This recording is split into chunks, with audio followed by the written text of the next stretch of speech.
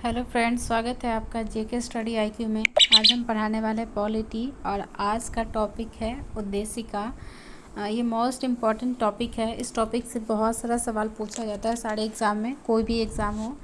तो ये one liner question है, उसी में आंसर भी दिया हुआ है। ठीक है, आज का टॉपिक है उद्देशिका और इसमें सबसे पहला सवाल दिया हुआ है, हम भारत के लोग भारत को एक संपूर्ण प्रबुद्ध संपन्न समाजवादी पंथ निरपेक्ष लोकतंत्रात्मक गणराज्य बनाने के लिए तथा उसके समस्त नागरिकों को सामाजिक, आर्थिक और राजनैतिक न्याय, विचार की अभिव्यक्ति, विश्वास, धर्म और उपासना की स्वतंत्रता, प्रतिष्ठा और अवसर की समता प्राप्त कराने के लिए तथा उन सब में व्यक्ति की गरिमा और राष्ट्र की एकता और अखंडता सुनिश्चित करने वाली बंधुता बढ़ाने के लिए दृढ़ संकल्प होकर अपने इस संविधान सभा में आज ये फिल इन द ब्लैंक्स है, इसमें यहाँ भराएगा 26 नवंबर 1949 को एतत् द्वारा इस संविधान को अंगीकृत, अधिनियमित और आत्मसमर्पित करते हैं। ठीक है, यहाँ पे स छूटा हुआ लेकिन यही होगा, आत्मसमर्पित करते हैं, क्योंकि आत्मकृत कोई वर्ड मतलब नहीं होता, आत्मसमर्पित करते हैं वही होगा यहाँ पे। ठीक है, थोड़ा सा मिस्टेक है। और इसमें इस सवाल को 3 तरीके से पूछ सकता है कि संविधान सभा को अंगीकृत कब किया गया था, तो उसका भी आंसर यही होगा 26 नवंबर 1949 को। और फिर एक और पूछेंगे, अगर ये पूछेगा अंगीकृत कब किया गया था तो तब भी यही जवाब होगा 26 नवंबर 1949 को। अधिनियमित कब किया गया था तो 26 नवंबर 1949 को। ठीक है, नेक्स्ट सवाल है, भारतीय गणतंत्र की 26/1/1950 को सही संवैधानिक वस्तु स्थिति जब संविधान लागू किया गया था, तो संविधान कब लागू किया गया था, तो ये हो जाएगा आपका यहाँ पे 26/1/1950 को।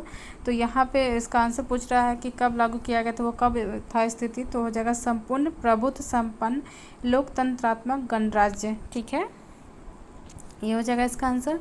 उसका नेक्स्ट सवाल है, संविधान में हमारे राष्ट्र का उल्लेख किया गया है, तो हमारा संविधान में हमारे राष्ट्र का उल्लेख किया गया है भारत तथा इंडिया के नाम से।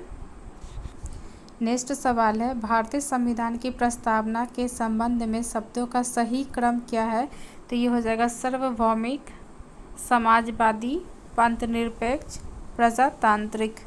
नेक्स्ट सवाल है, 42वें संवैधानिक संशोधन द्वारा प्रस्तावना में जोड़े गए थे, तो समाजवाद और पंथनिरपेक्षता। नेक्स्ट सवाल है, भारत को धर्मनिरपेक्ष राज्य वर्णित करता है, तो कौन करता है, संविधान की प्रस्तावना। नेक्स्ट सवाल है, वह शब्द जो 1975 में भारतीय संविधान की प्रस्तावना में सम्मिलित नहीं था, तो कौन सा था जो 1975 में भारतीय संविधान में सम्मिलित नहीं था, तो वो था अखंडता। नेक्स्ट सवाल है, भारतीय संविधान की प्रस्तावना में भारत को घोषित किया गया है, तो एक सार्वभौम, समाजवादी, धर्मनिरपेक्ष, प्रजातांत्रिक गणतंत्र के रूप में किया गया है। नेक्स्ट सवाल है, संविधान की उद्देशिका से संबंध सही है, मतलब बता रहा कौन सा संबंध इसका सही है, तो यहाँ पे तो सही आंसर ही बता देता है। तो इसमें दिया हुआ है पंडित नेहरू द्वारा, यहाँ पे लिखा हुआ है ऑब्जेक्टिव प्रस्ताव। ठीक है, ऑब्जेक्टिव प्रस्ताव को ही कहते हैं उद्देशिका प्रस्ताव, जहाँ यहाँ पे लिखा हुआ अंतर्गोतवा उद्देशिका प्रस्ताव, यानी कि इसको ऑब्जेक्टिव को ही उद्देशिका बोलते हैं। ठीक है,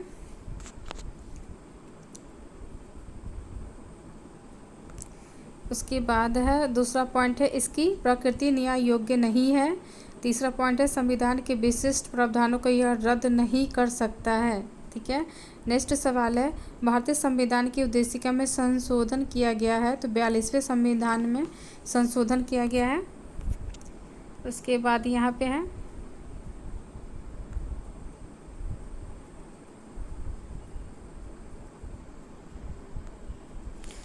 नेक्स्ट सवाल है, वह शब्द जो 26 नवंबर 1949 को अंगीकृत भारतीय संविधान की प्रस्तावना में सम्मिलित नहीं थे, तो कौन नहीं सम्मिलित थे, कब 26 नवंबर 1949 को सम्मिलित नहीं थे, तो वो थे समाजवादी, पंथनिरपेक्ष, तथा अखंडता ये जो शब्द है वो 26 नवंबर 1949 को संविधान सभा में सम्मिलित नहीं थे, इसको बाद में जोड़ा गया था। ठीक है, भारत के संविधान के आमुख का लक्ष्य उसके सभी नागरिकों के लिए सुनिश्चित करना है। तो क्या सुनिश्चित करना है? तो भारत सामाजिक तथा आर्थिक न्याय, उसके बाद हो जाएगा विचार तथा अभिव्यक्ति की स्वतंत्रता, उसके बाद है अवसर की स्वतंत्रता तथा व्यक्ति की प्रतिष्ठा। ठीक है, नेक्स्ट सवाल हो जाएगा भारत एक गणतंत्र है, इसका क्या अर्थ है? तो भारत में वंश के अनुसार शासन नहीं किया जाता है। ठीक है, यही इसका अर्थ है, भारत एक गणतंत्र है क्योंकि यहाँ वंश के अनुसार शासन नहीं होता है। नेक्स्ट सवाल है भारत में लौकिक सार्वभौमिकता है क्योंकि संविधान की प्रस्तावना आरंभ होती है, जो संविधान की जो प्रस्तावना है ना वो आरंभ होती है हम भारत के लोग शब्दों से। नेक्स्ट सवाल है हम भारत के लोग शब्दों का प्रयोग भारतीय संविधान में किया गया था, तो कहाँ किया गया है? भारतीय संविधान की प्रस्तावना में। नेक्स्ट सवाल है सभी व्यक्ति पूर्णता और समान रूप से मानव है, यह सिद्धांत जाना जाता है। मतलब कि यहाँ बोल रहा है जो सभी व्यक्ति है वह मानव रूप से समान, मतलब समान रूप से मानव है। और यह किस में कहा गया? तो यह कहा गया सार्वभौमिकता में। मतलब सार्वभौमिकता का मतलब ही होता है कि सभी व्यक्ति पूर्णतः समान रूप से मानव है। नेक्स्ट सवाल है भारत के संदर्भ में धर्मनिरपेक्ष शब्द का सही भाव व्यक्त करता है, तो यहाँ हो जाएगा भारत में राज्य का कोई धर्म नहीं है, इसलिए यहाँ कह रहा है कि भारत के संदर्भ में जो धर्मनिरपेक्ष यूज़ किया गया है उसका सही अर्थ क्या निकलता है? तो आंसर हो जाएगा भारत में राज्य का कोई धर्म नहीं है। नेक्स्ट सवाल है भारत के संविधान की उद्देशिका में नहीं है, तो लोक कल्याण जो है वो उद्देशिका में नहीं है। नेक्स्ट सवाल है भारतीय संविधान की प्रस्तावना में वर्णन नहीं है, आर्थिक स्वतंत्रता का वर्णन नहीं है भारत के संविधान में, ना आर्थिक का भी नहीं है, धार्मिक का भी नहीं, मतलब धर्म विशेष का नहीं है, किसी एक धर्म को सपोर्ट नहीं किया गया है। ठीक है, नेक्स्ट सवाल है भारतीय संविधान की प्रस्तावना में उल्लेख नहीं है, तो यहाँ हो जाएगा धार्मिक न्याय। अभी हम वही बोले हैं कि धर्म विशेष का कोई उल्लेख नहीं है, आर्थिक स्वतंत्रता का भी नहीं है। भारतीय संविधान की प्रस्तावना के बारे में सही कथन क्या है? तो समाजवादी, धर्मनिरपेक्ष शब्द 1950 में लागू किया गया था, वो मतलब ये जो लागू है कि अंग नहीं थे, इसको फिर से सवाल सुनिए। ठीक है, संविधान की प्रस्तावना के बारे में सही कथन है, तो ये हो जाएगा समाजवादी धर्मनिरपेक्ष शब्द 1950 में लागू के अंग नहीं थे। ठीक है, नेक्स्ट सवाल है संविधान का वह भाग जो उसकी आत्मा कहलाता है, तो जो उद्देशिका है उसी को आत्मा कहते हैं। ठीक है, नेक्स्ट सवाल है भारतीय संविधान की प्रस्तावना को हमारे संप्रभु प्रजातांत्रिक गणतंत्र की जन्म कुंडली कहा है, तो किसने कहा है? के.एम. मुंशी ने। नेक्स्ट सवाल है संविधान को एक पवित्र दस्तावेज कहा है, बी.आर. अम्बेडकर ने।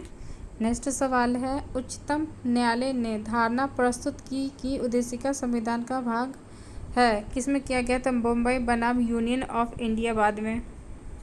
नेक्स्ट सवाल है सर्वोच्च न्यायालय ने प्रस्तावना को भारतीय संविधान की मौलिक संरचना का भाग स्वीकार किया है, किसमें किया है? केशवानंद भारती विवाद में। नेक्स्ट सवाल है भारत के संविधान के उद्देश्यों में से एक के रूप में आर्थिक न्याय का उपबंध किया गया है, तो किया गया है किसमें? उद्देशिका और राज्य के नीति निर्देशक तत्व में।